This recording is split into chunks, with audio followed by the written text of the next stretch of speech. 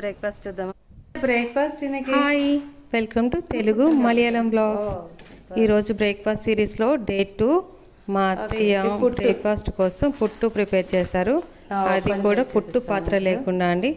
ఎలా చేశారో చూపిస్తా చూడండి. చాలా హెల్తీ బ్రేక్ఫాస్ట్ ఇది. పుట్టు చాలా విధాలు కూడా చేసుకోవచ్చు. మనం రాగితో చేసుకోవచ్చు. మన దగ్గర పుట్టు పాత్రే అవసరం లేదండి. ఈ విధంగా ఒకసారి ట్రై చేయండి. పుట్టు ఎలా కలపాలి ఏంటిది అనేది కూడా నేను లాంగ్ వీడియోస్లో ఉంది, లింక్ నేను అప్డేట్ చేస్తా చూడండి. కూడా సపరేట్గా ఉంటుంది. ఇది వేరే స్టైల్ అండి. ఇలా పుట్టు చేస్తారు. కింద ఇలా ఆవిరిదికి ఒక గిన్నె తీసేసుకొని దీని నిండా నీళ్లు నింపేసేసుకుంటారు. అంటే నిండా కాదు, ఒక హాఫ్ నీళ్లు నింపుకొని పైన ఇది బెజ్జాల గిన్నె ఇలా ఉంటుంది కదా మనకి, బెజ్జాల గిన్నె.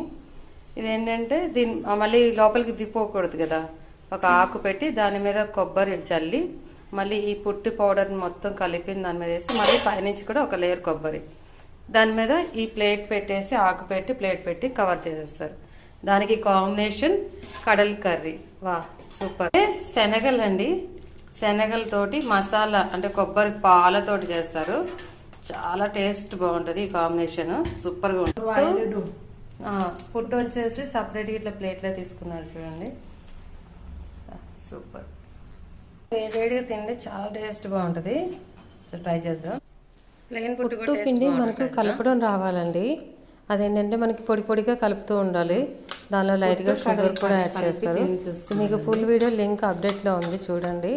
అలా కనుక మనం కలపడం వస్తే మనకి ఏ వెరైటీ అయినా పుట్టు చేసుకోవచ్చు. రాగి పుట్టు చేసుకోవచ్చు, సజ్జ పిండితో చేసుకోవచ్చు, చాలా వెరైటీలు చేసుకోవచ్చు. పుట్టు పాత్రనే అవసరం లేదు. మా అత్తయ్య వేడివేడి తిన్నారు అక్కడ. టేస్ట్ చాలా బాగా వచ్చింది. పుట్టు విత్ కడల కర్రీ చాలా హెల్తీ అండి. ఈ బ్రేక్ఫాస్ట్ అయితే చాలా బాగుంటుంది. టేస్ట్ వైజ్ కూడా పిండి కలపడం ఎలాగా అవన్నీ కూడా చాలా బాగుంటుంది రెసిపీ.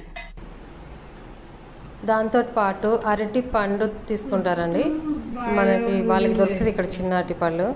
అరటిపండుతోటి పాపడితోటి ఈ కాంబినేషన్, పుట్టు కాంబినేషన్ చాలా బాగుంటుంది వాళ్ళకి టేస్ట్. శనగల కర్రీ కొంచెం ఇట్లా జ్యూసీగానే ఉండాలి, ఎందుకంటే పొట్టు మనకి పొడి పొడిలాడుతుంటుంది కాబట్టి దానికి కాంబినేషన్ శనగల కర్రీ అలా జ్యూసీగా ఉంటేనే మనకి అది తినేటప్పుడు బాగుంటుంది, ఈజీగా ఉంటుంది అనమాట తినడానికి కూడా. సో ఇది మా బ్రేక్ఫాస్ట్. Thanks for watching.